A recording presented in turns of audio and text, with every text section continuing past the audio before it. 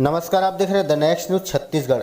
भिलाई के सेक्टर 9 चौक में आमरण अनशन पर बैठे शैलेंद्र पांडे की पत्नी समीरा पांडे ने इंडियन कॉफ़ी हाउस प्रेस वार्ता में पत्रकारों से चर्चा करते हुए कहा कि रेत खदान के नाम पर पति शैलेंद्र पांडे से छलपूर्वक 15 लाख रुपए की ठगी की गई है। वहीं श्रीमती पांडे 8 फरवरी से अपने पति को न्याय दिलाने भूख हड़ताल पर बैठने का प्रण लिया है। समीरा पति शैलेंद्र पांडे के साथ भूख हड़ताल करने का किया ऐलान। रेत खदान के नाम पर 15 लाख की ठगी की गई है। कहना चाहूँगी, मेरा नाम है समीरा पांडे। मैं श्री शैलेंद्र पांडे जी की धर्मपत्नी हूँ। शैलेंद्र पांडे जी ने 7 जैन से अनशन शुरू किया था, आमरण अनशन शुरू किया था, जो कि 15 लाख की ठगी के अगेंस्ट किया गया, जिसमें कि उन्होंने गोल्डी सोनी और बसंत साहू और मुन्ना पांडे जी का नाम बताया है। और इन लोगों ने उनको चरामा में जो खदान है उसके नाम पे 15 लाख रुपए उनसे लिए और बाद में वो खदान कभी शुरू नहीं की।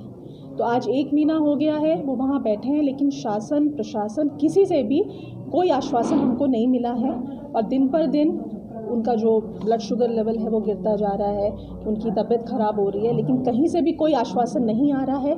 इसीलिए आज आपके माध्यम से मैं ये ऐलान करती हूँ कि ये जो शंखनाद हुआ था 7 जैन का सत्य और न्याय की लड़ाई के लिए, है ना, कुछ राजनीतिक लोगों के अगेंस्ट, उसमें मैं उनके साथ मंडे से यानी कि 8 फरवरी से बैठूंगी और तब तक बैठूंगी जब तक कि उन लोगों के अगेंस्ट एफआईआर, जो आरोपी हैं उनके अगेंस्ट एफआईआर लॉन्च नहीं होती है और जांच नहीं शुरू होती है।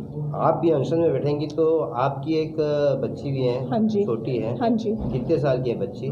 मेरी बेटी 6 साल की है। तो फिर उनका देख रेख कौन करेगा?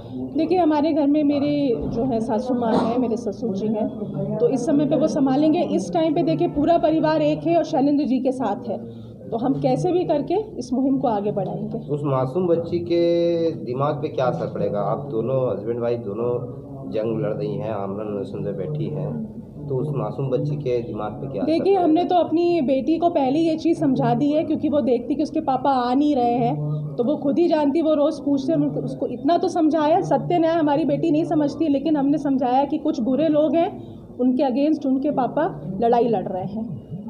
जैसा कि आप की लड़ाई गोल्डी से है, सुमन है और बसंत साहू जी हैं, मुन्ना पांडे जी हैं, इनके अगेंस्ट में आप लड़ रही हैं और इनको आपका कहना है कि प्रेम प्रकाश पांडे जो पूर्व कैबिनेट मंत्री हैं, हाँ जी, उनका संरक्षण प्राप्त है। बिल्कुल, उनके बंगले से सारा मामला शुरू बिल्कुल हुआ है, तो इसमें उनकी भी कुछ जवाबदारी बनती है। तो क्या आपने कभी आमरण अनशन के पहले प्रेम प्रकाश पांडे जी से इस बारे में चर्चा की थी कि आपके पैसे के साथ ऐसे हेरफेर हुआ है? बिल्कुल उनके साथ चर्चा की थी। जो मेरे हस्बैंड है शैलेंद्र पांडे जी, वो उनके बंगलो गए थे इस बारे में उनसे पूरी चर्चा करने, लेकिन उनको उल्टे पैर वापस भेज दिया गया था, उनको भगा दिया गया था। अगर सीधी बोला जाए तो उनको भगा दिया गया था वहाँ से। जबकि आप कह रही हैं कि सौदे का जो भी प्रारंभिक स्टेज था, सबसे पहले बात रेत खदान की बात वहीं से चालू हुई थी। हाँ जी, जो फर्स्ट मीटिंग जिसे कहते हैं इस डील को लेकर के, वो प्रेम प्रकाश पांडे जी के बंगलों से शुरू हुई थी और पूरे भिलाई में ही हुई है। यहाँ तक कि जो फिनेंशियल डीलिंग भी हुई है वो भी यहाँ भिलाई में ही हुई है। डीलिंग के बाद प्रेम प्रकाश पांडे जी को मालूम था? देखिए, बिल्कुल मालूम था, वो मानेंगे नहीं, उन्हीं के लोग हैं, मुन्ना पांडे जी उन्हीं के खास हैं, तो पता तो बिल्कुल होगा और उन्हीं का संरक्षण है। आप खुद ये सोच के बताइए, अगर एक आम इंसान जाता है और अपनी मांग लेके कि जांच करे, क्यों उनको भगा दिया गया? कुछ तो बोलते हैं ना, दाल में कुछ तो काला है।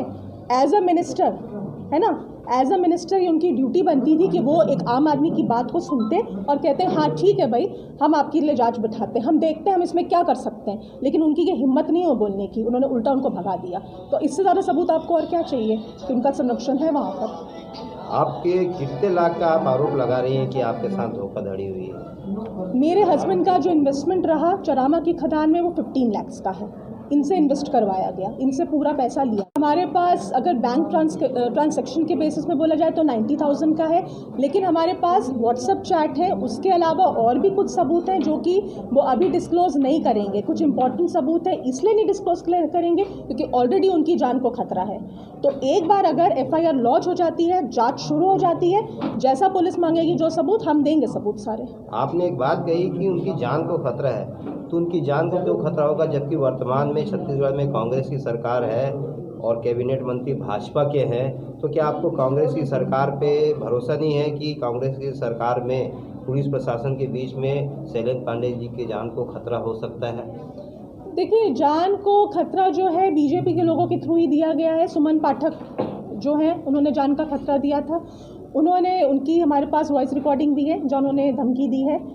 अभी आप कहते हैं कि मैं कैसे विश्वास कर लूँ कि कांग्रेस की गवर्नमेंट कुछ कर रही है। मैं आपको एक सिंपल सा इसका वो देती हूँ। बहुत ज़्यादा क्योंकि इतना ज़्यादा प्रेशर पड़ रहा था, क्योंकि पड़ता है भाई, जब काम जनता ऐसी करती कहीं ना कहीं, तो सुमन पाठक जी को गिरफ्तार किया गया क्योंकि बेसिस तो बनता है कि आपने किसी को जान की धमकी दी है, लेकिन 2-3 घंटे के अंदर वो निकल गए। मुझसे कैसे आप उम्मीद करते हैं कि मैं कांग्रेस सरकार के ऊपर विश्वास कर लूँ या पुलिस पर विश्वास कर लूँ?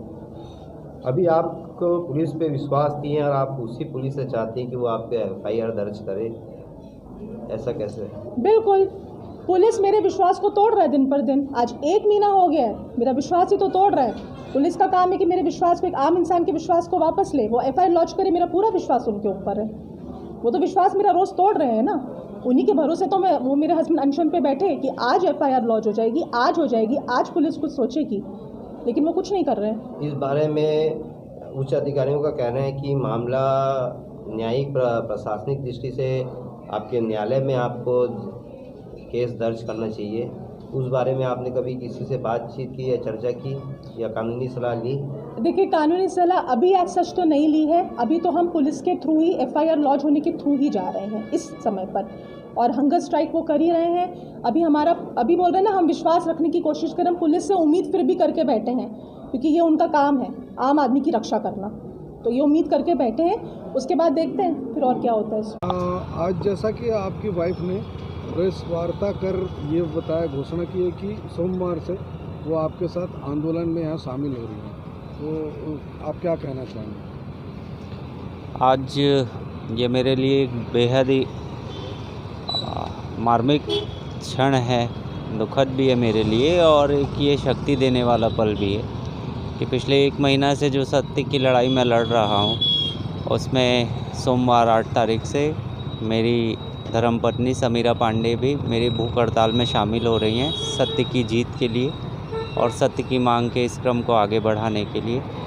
मेरा सारा परिवार क्षुब्ध है, लेकिन इसके आगे हमें और कोई राह और हमें कोई एक सही रास्ता भी नहीं मिल रहा है। हम सिर्फ शासन प्रशासन से अपनी जांच जो हमने विरोधियों के लिए करी है और उनके खिलाफ FIR की जो मांग रखी है पिछले 1 महीनों में, इसके खिलाफ जो भी चीज़ें हो रही है उसके द्वारा हम एक शांतिप्रिय एक सत्याग्रह ही कर सकते हैं। और उसी के तहत सोमवार से मेरा सारा परिवार जो पिछले 1 महीने से घर पे एक तरह से आंशिक भूख हड़ताल में ही था, अब वो पूर्ण रूप से मेरे साथ इस मंच में सोमवार 8 फरवरी से सम्मिलित होगा।